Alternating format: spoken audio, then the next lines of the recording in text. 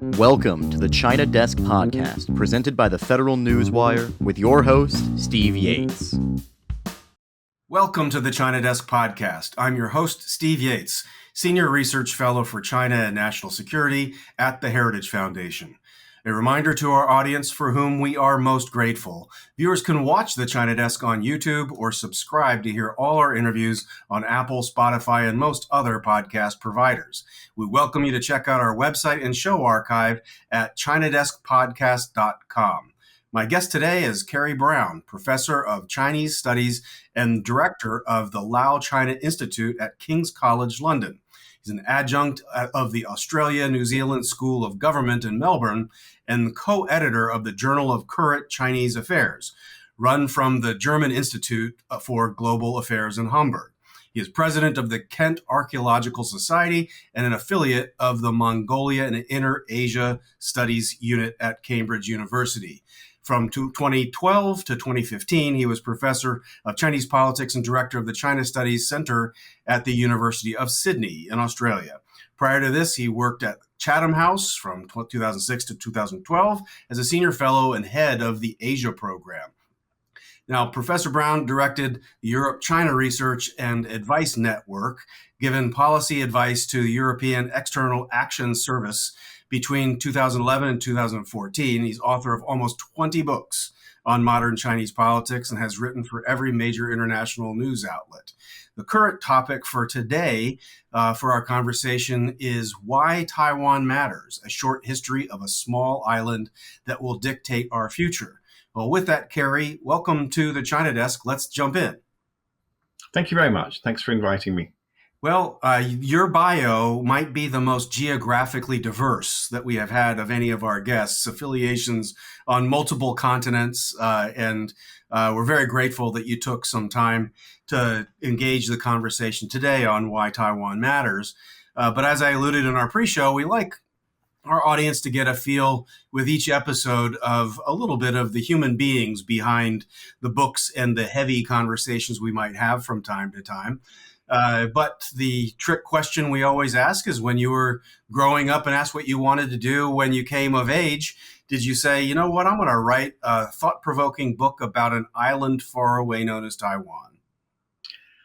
Well, of course, in the early 1970s, the only way that I knew about Taiwan was because I remember having a toy that had "Made in Taiwan" on it, and I didn't have a clue where Taiwan was, and didn't know for some years afterwards.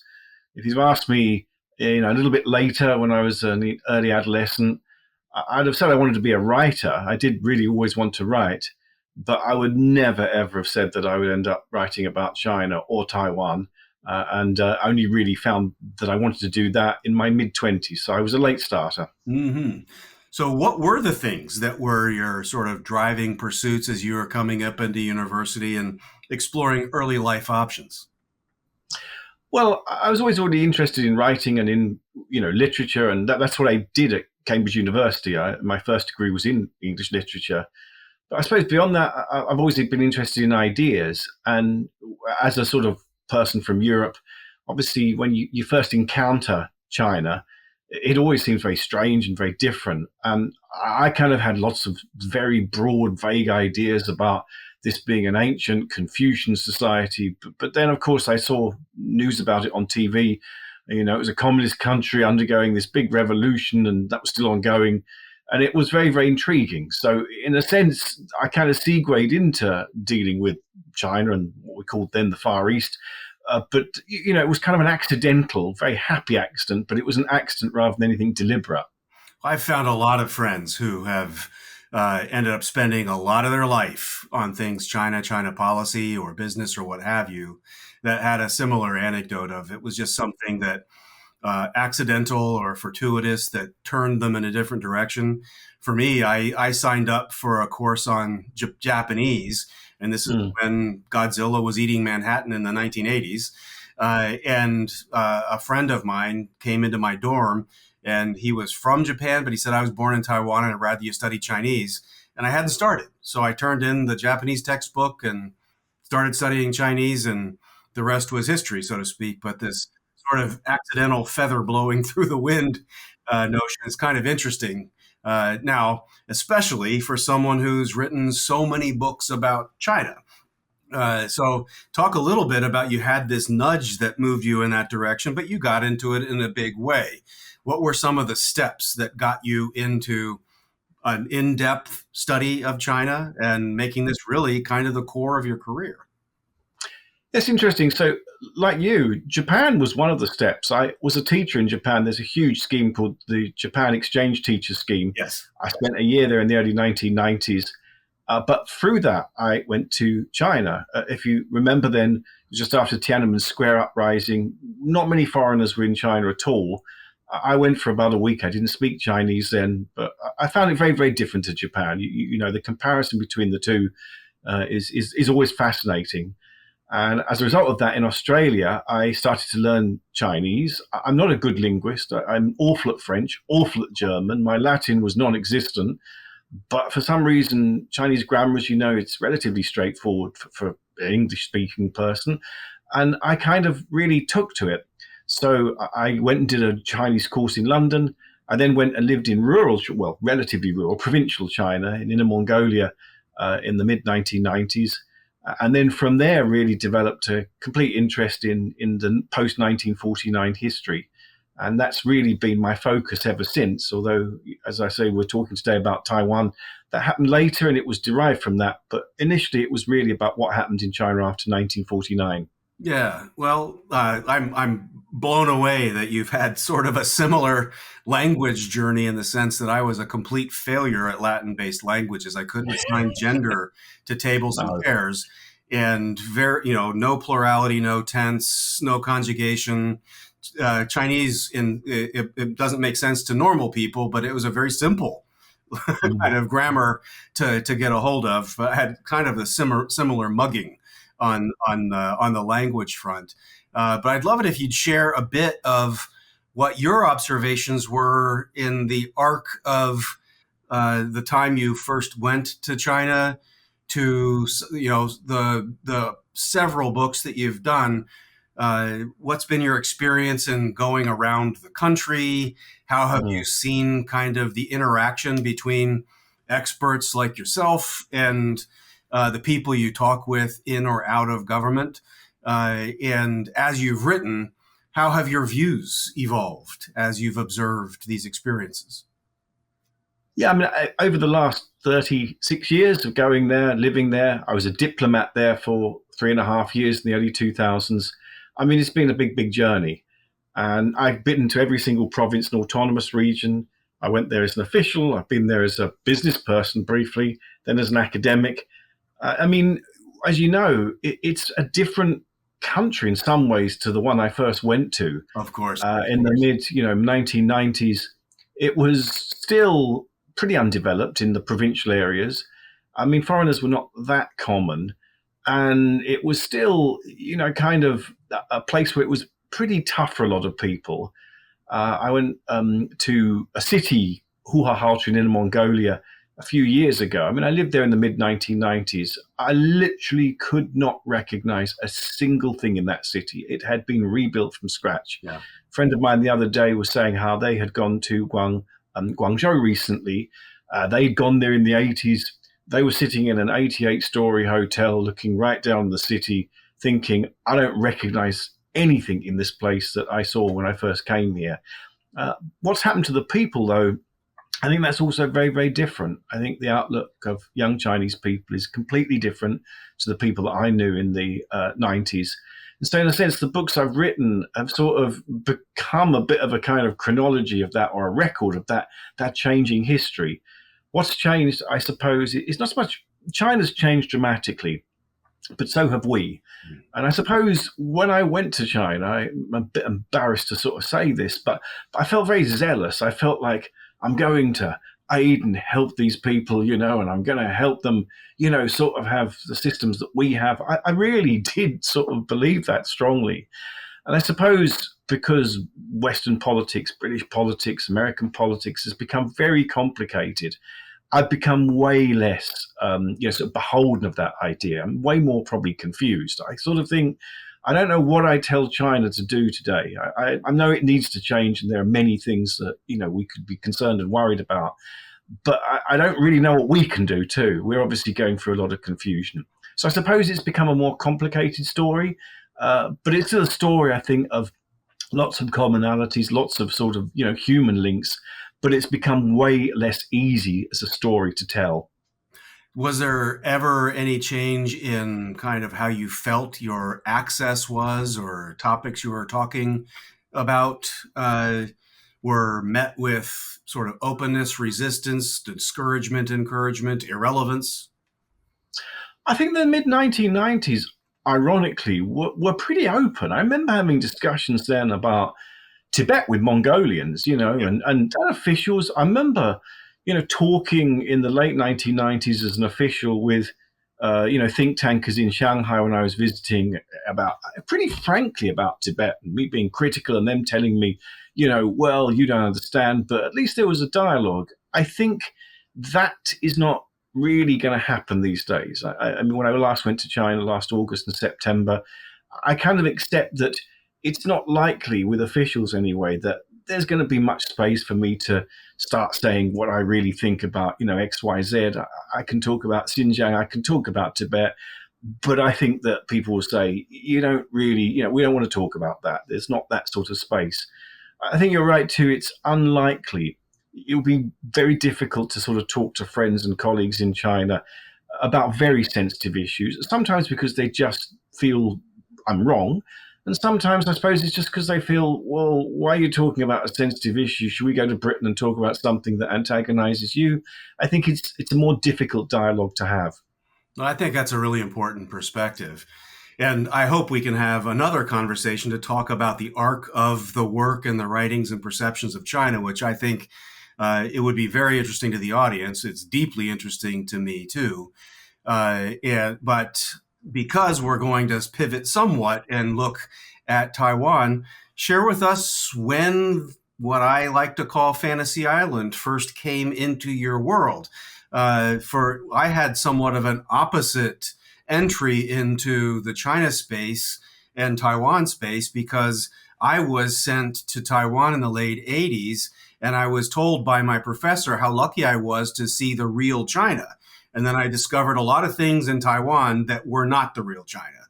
And it was only like part of the next decade that I first went to the People's Republic of China and saw very, very different things.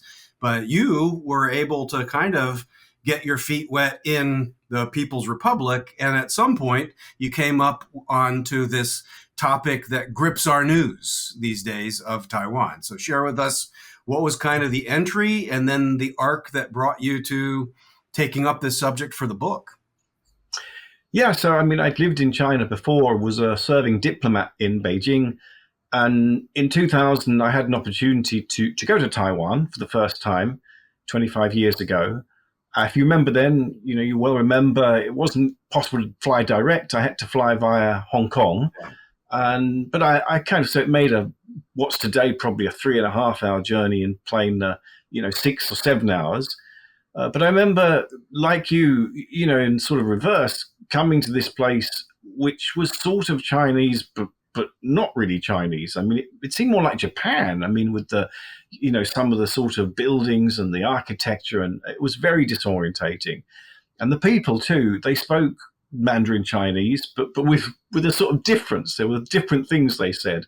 Some terms, for instance, for taxi, they didn't say the same word that you used in the mainland for taxi. So in a sense, it was a re-education. But of course, you knew there were many, many common things. Where it really struck me, again, you'd be very familiar with this experience, is going to the Palace Museum and then kind of just sort of thinking, hold on, I've been to what we call the Forbidden Palace in Beijing, which is kind of empty. A lot of the stuff is gone. It's gone because it's in this museum in, kind of Taipei.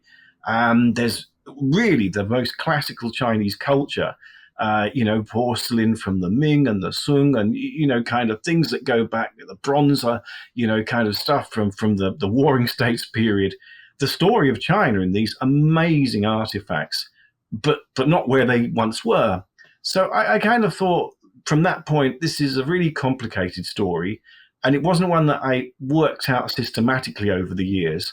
But it's one that, of course, nowadays we have to think about because of the claims that China makes on Taiwan, and the way that Taiwan figures in our politics, and but that was a story that I really, really never thought through a great deal until, in a sense, events meant that I had to.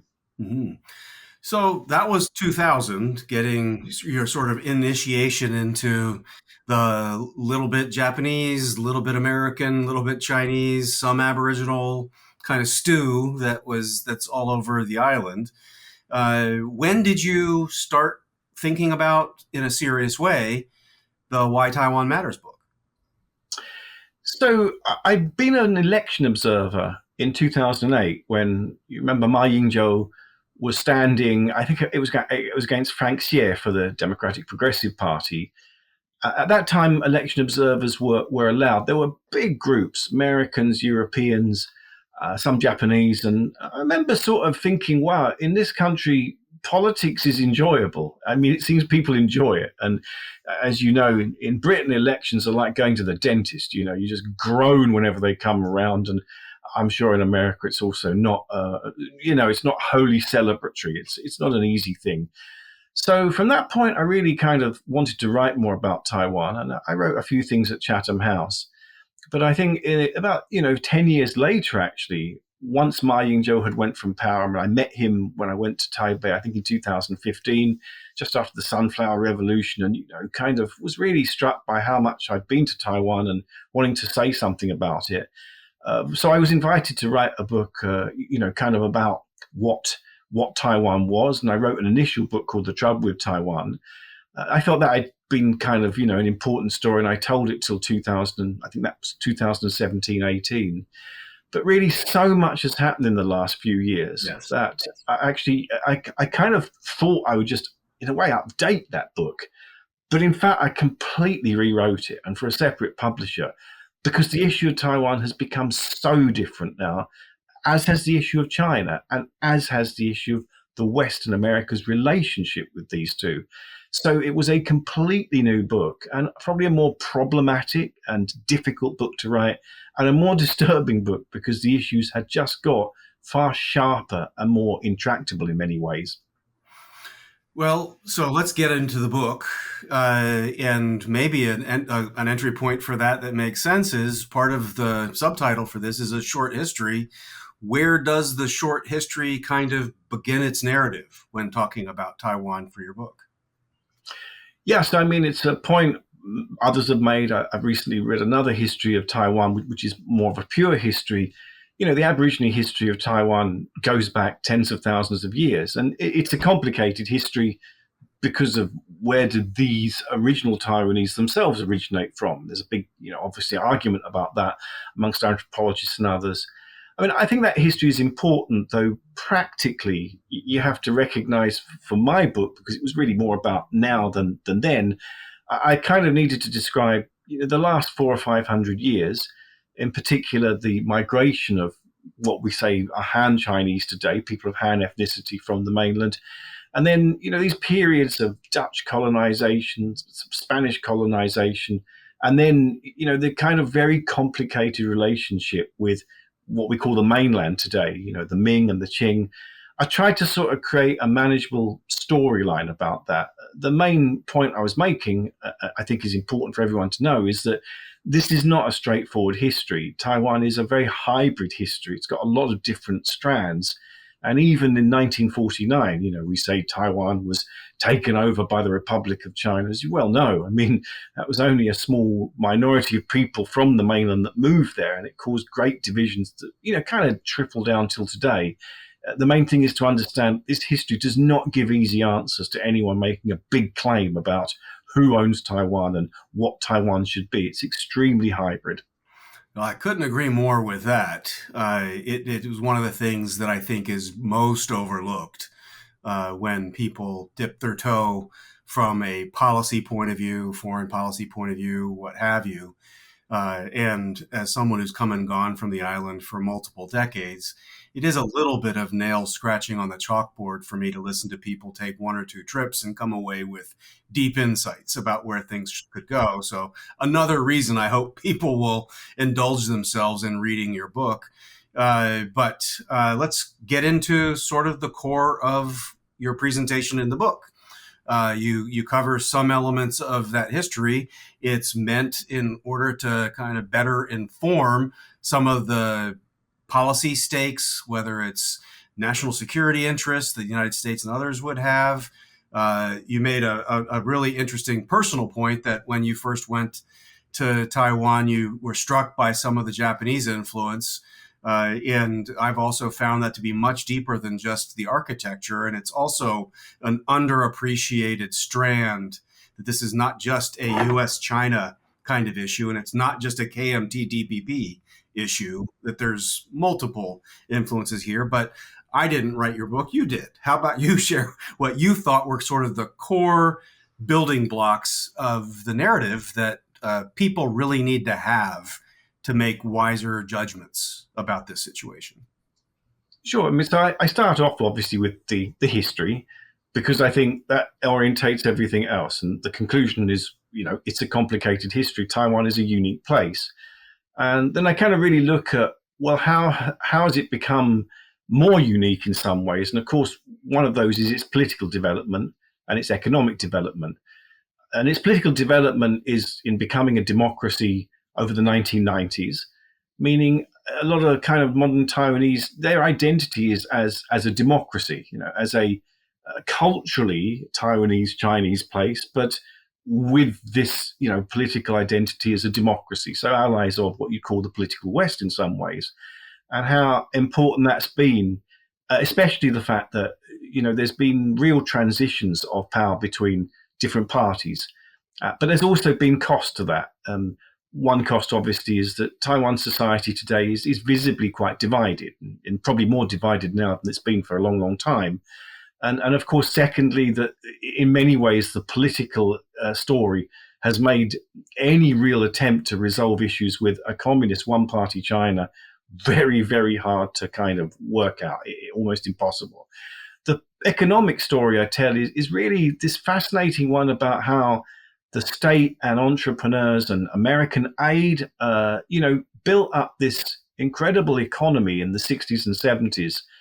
But what it's ended in is an even weirder story of how Taiwan, in a very key area, semiconductors, is globally important. And, how this makes an even more complicated story, even more complicated because of the strategic importance of those semiconductors. And I suppose the final thing that I really do kind of work as much as I can on the book is, what does it mean to be Taiwanese today? Kind of all sorts of people are claiming, they know who you are. Taiwanese, when they speak, they clearly say that they feel that they're Taiwanese rather than, they definitely say they don't say that they're Chinese much anymore. They say maybe they're Taiwanese Chinese, but increasingly they're Taiwanese. And that matters, but it sort of makes the problem of, China's claims on them even more difficult to politically sort out because, to be truthful, factually true, to be politically realistic, China's claims on the island are very assertive. It's not going to give them up, not at least under the current regime. And yet the more it claims, the more Taiwan becomes different. And so this is a real quandary. And I try and explain that in the book why, therefore, this is not a resolvable problem. People who work, on Taiwan, I think they know that. A lot of people who come to the issue, they're seeking a sort of nice framework and a resolution.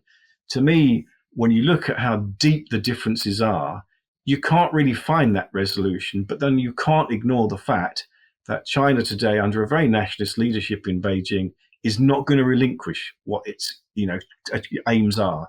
So that's the quandary. This is the kind of puzzle I try and set out and try and make clear it's not a problem that we're going to wade in with a nice, neat solution. Well, I think that's a puzzle that is deeply worthy of people grappling with, as Henry Kissinger often would say, even though I don't agree with a lot of what Henry Kissinger did and said, in some ways, this has the added virtue of being true.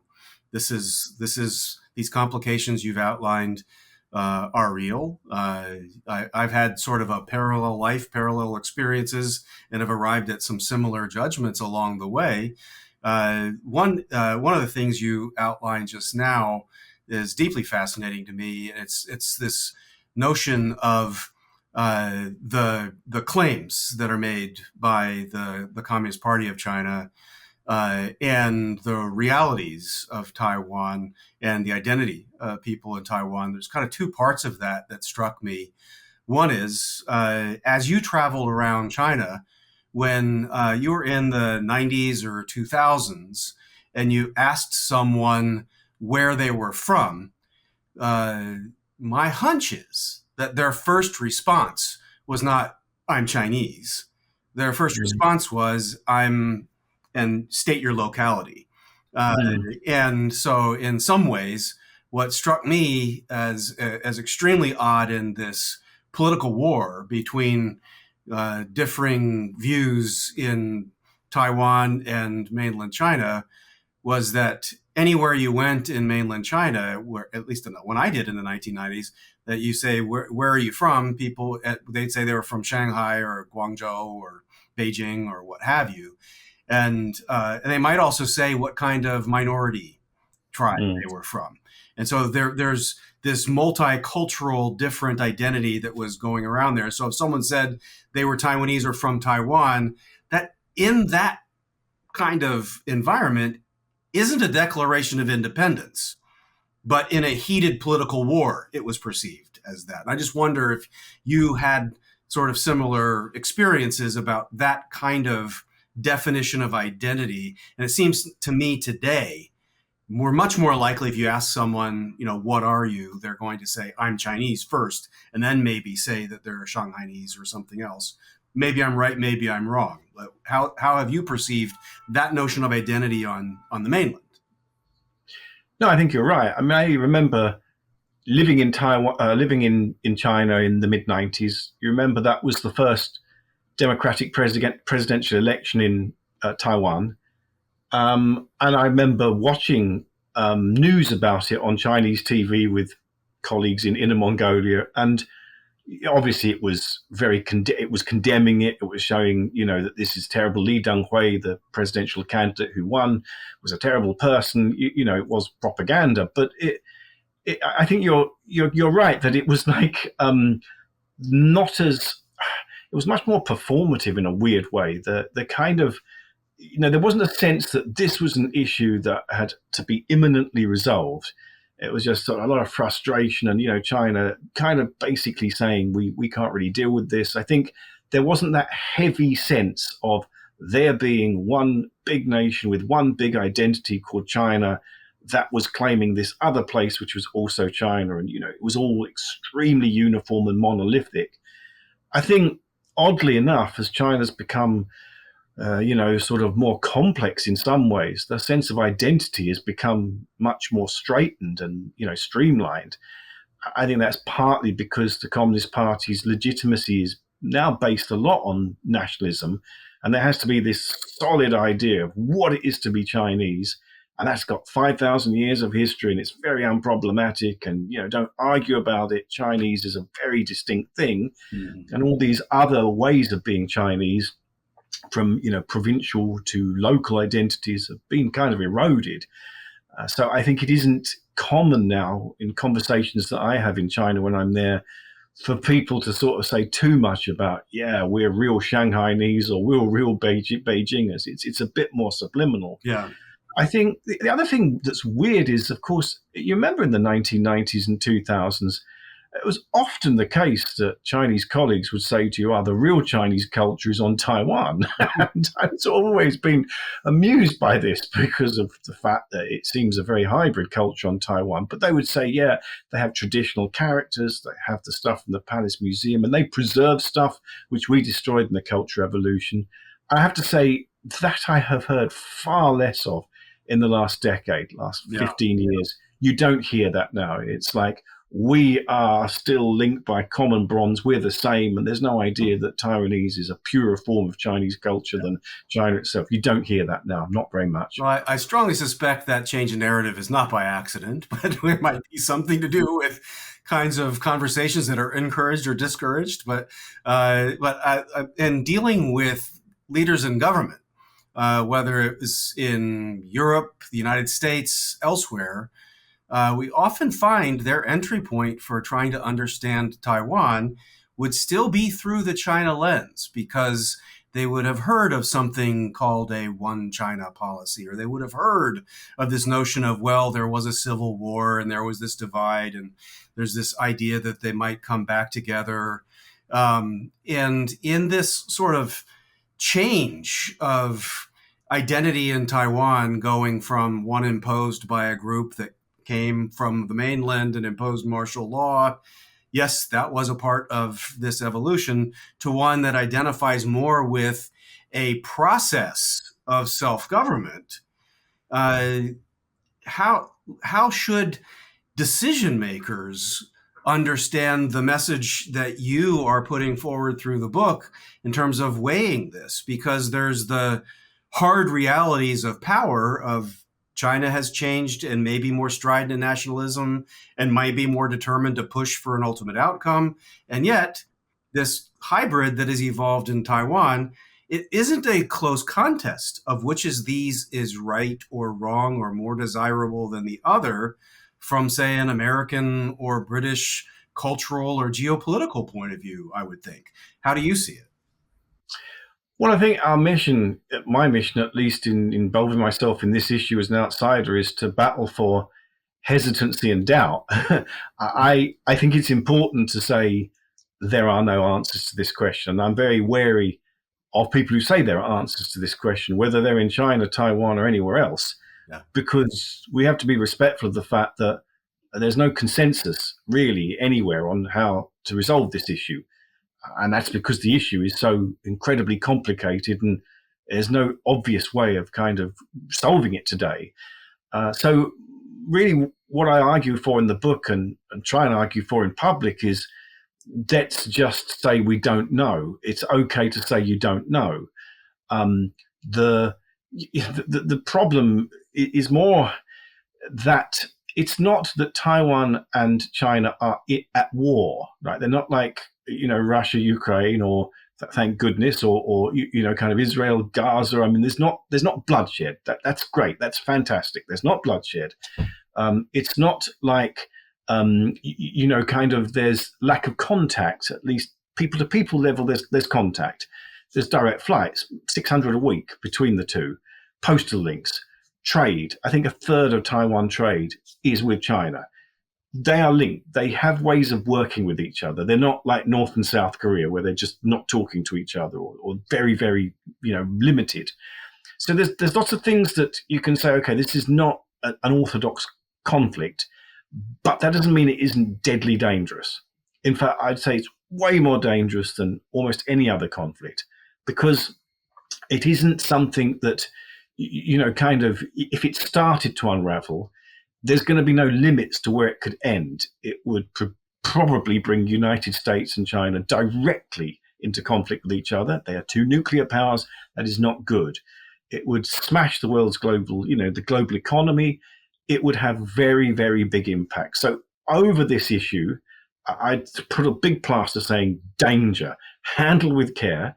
Don't go there and start spouting on about any easy solution. Be prudent. This is not a popular message today. We have a lot of public figures going around saying we can solve very, very difficult questions very, very easily. I think on Taiwan, China, it's not a good idea. And it's really important to constantly argue for being prudent and cautious, even when people are yelling at you saying, no, we need to stand up against XYZ. I don't agree with that. I think we need to stand for the consensus, and the only thing we've got is the status quo. It is not great. You mentioned Kissinger. Yeah, he was one of the architects of the one China policy and all the rest of it. Yeah, it's a crazy, crazy set of policies, very confusing, but it has delivered what I just said in terms of contact and stability and something that can operate for the last 50 years. That's all we've got. That's all that's worked. I don't see anything else at the moment that will easily replace it. Let's pivot for a moment to talk about what has changed structurally in the economy of Taiwan, because I think that also is a major factor in how policymakers and observers in the United States and among allies around the world look at what's at stake in preserving Taiwan as it is, and what's at stake if there was some kind of extended boycott or conflict. So when I first touched down in Taiwan in the 1980s, you would hear the clank of kind of small factory machinery in people's living rooms, and they're putting snaps on fabric, and that was kind of the army of ants at Taiwan as part of the global manufacturing supply chain. Nike shoes were manufactured out of Taiwan. By the 2000s, that had already changed a lot, and Taiwan had stepped up as a tiger into manufacturing and tech. And when people were buying a camera for their computer, a mouse or keyboard, almost all computer accessories, it seemed like Taiwan was really at a top tier at doing some of those things. But today, I would dare say that if we polled people in London or DC, 9 out of 10 probably would know of Taiwan not for democracy versus Communist Party, but probably because TSMC makes the world's most advanced chips. So prove me wrong, or give the Paul Harvey rest of the story on that evolution. But I think that's a very significant change. It's not Taiwan moving things to the mainland and being a part of that engine of growth, which is, I think, an important story unto itself, but for another conversation. But Taiwan being this army of ants, manufacturing, but sort of a subordinate role to one of, oh no, we can't lose Taiwan because our entire smart life depends on maybe this one company. Yeah, I mean, we've had an intimation of that during the pandemic when there was disruption to supply chains and Taiwan wasn't able to send out the number of semiconductors it usually did. And there was immediately a problem. I mean, kind of laptops and things that we depend on for these chips, they just weren't being produced, and there was shortage for a while. A blockade, obviously, if China were to enforce one, well, that's what it would achieve. These sort of very, very, very high-tech chips that no one else really produces at the moment. People are trying to, and yeah, I think China is making advances and is putting enormous resources into it. But the Taiwan Semiconductor Manufacturing Company is unique not just because of semiconductors, but because of its culture. And it's it's just an incredibly kind of unique story. Why Morris Chang, who's retired from the Texas Instruments Company in the 1980s, and he was originally from China, not really Taiwanese. He was sort of induced to go to Taiwan by a vice minister who had the vision at that time in the Taiwanese government, before it had become a democracy, to sort of think, okay, we got to bank on something that's going to really be durable and we can say will be unique for us. And it was partly because of Chang, but it was also because of the unique location of where the Taiwan Semiconductor Manufacturing Company is today. It's got this sort of geographical location where semiconductors need loads and loads of pretty pure water. And there's very few places on the planet that can really do this. So it's got all of that. And I think that isn't something, maybe technologically you can duplicate these enormously complicated chips, maybe, but you can't really duplicate the uniqueness of the company and its culture and how its history. I think the other thing about the Taiwan Semiconductor Manufacturing Company is that it's sort of, when you go, it is an enormously complicated infrastructure. So when you go to the factories, they're big buildings. I went there in early 2024 just to look at them and looked at the little exhibition they've got inside. And the thing that struck me is there are no people. It is automated, because of the need for hygiene and absolute sort of, sterility. You have a kind of live feed into the factory. It is a spooky, spooky sight because there's lots going on, millions of things going on, but no humans. And I suppose the thing that really struck me was that this company, I think it has a supply chain, someone said, of about 400,000 different components. So there is the factory. It's very simple, very sleek, kind of stark building. But around it is this amazingly complicated network built up over the last 4 or 5 decades. And again, duplicating that, good luck. That's not going to be easy.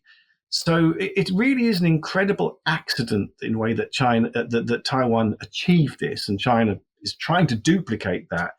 That you can't really you can duplicate technology, but you can't duplicate culture. You can't really duplicate geography, and you can't easily duplicate the sort of trust that this supply chain has, and that kind of human link.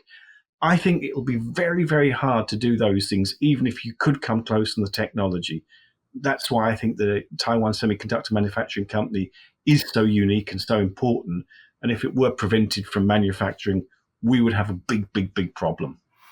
Well, all the more reason for everyone who reads your book and hopefully watches or listens to our conversation will come away with the core cautionary advice that you have given, that this is probably more complicated than you thought, that anyone's easy solutions from any quarters, but especially in government conversations, should be taken with an enormous grain of salt, and why keeping things as close as they have been, which for Taiwan, I would basically define the status quo as an environment that has allowed it to evolve very much with its own political identity, its own economic model, and in a way that's integrated with the United States, Japan, and others around the world in ways almost no other piece of the planet is. And that status quo is important to all of us. And beneath it all, there is this incredible human experience of this hybrid society, which I also hope people will jump into in your book and any other sources to understand that you have the Polynesian, Japanese, yes, Chinese, maybe even some Filipino, and who knows, there could even be a little stray Dutch or other DNA in that pool that is on this incredible island. But with that, there's so much we could have talked about, but Kerry, why don't you take a moment to give sort of any parting thoughts or anything that I failed to ask that you'd like to share with the audience before we conclude? Well, obviously today, Taiwan, like everyone else, is going through some turbulent political times. The government under Lai Ching-te, William Lai, is only 40% of the electorate supported him. There's two other parties. I suppose the thing that I would finally say is in the book I stress the Taiwan story is really about Taiwanese, and they're the ones that are the people that should speak it and lead it and hold the destiny. Young Taiwanese today, I think their real preoccupations are what's happening with our economy, why are we not able to afford housing in the cities in which we live, and what's happening with our environment, and where are the opportunities in the future for well-paid, satisfying jobs. So they're not dissimilar to young people everywhere else. And I think that they are going to have a big, big role in deciding the global future because they're doing it with this unique dimension that, of course, they and their national identity are not unproblematic. They're contested in ways that in America and Europe and elsewhere, on the whole, we're not. So I think they need sympathy and empathy, and that is important to understand the situation of Taiwan today. Well, very, very well said. With that, Kerry, where should people go to find Why Taiwan Matters and your other work, and any other place you'd like to point them to follow your wisdom, commentary, and other thoughts?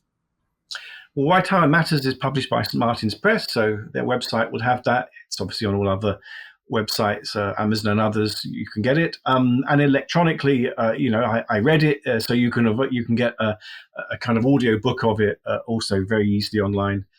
My website is www.kerry-brown.co.uk, and that has all my other books and articles on it. And I look forward to engaging with people online and perhaps in person. Well, it's been an absolute pleasure. For our audience, I hope you've enjoyed today's China Desk conversation. Please tell your friends, consider subscribing, and give a visit to ChinaDeskPodcast.com. Thank you very much for tuning in. A special thank you to Kerry Brown for sharing his perspective. Until next time, I'm Steve Yates, your host here at the China Desk.